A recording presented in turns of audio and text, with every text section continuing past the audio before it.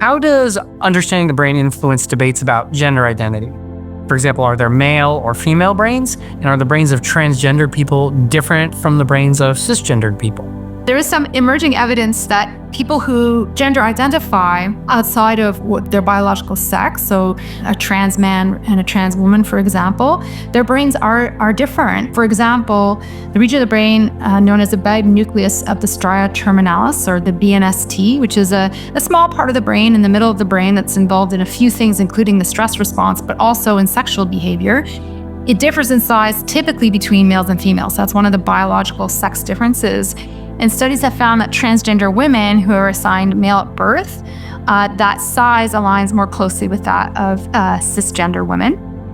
And then there's also been some functional changes. So when we put people in brain scanners, so things like fMRI, and we look at the pattern of activity of their brains, we've also seen that transgender adolescents display brain activation patterns that resemble more their identified gender rather than their sex assigned at birth. So in short, yes, gender looks quite different in the brain, which is pretty cool.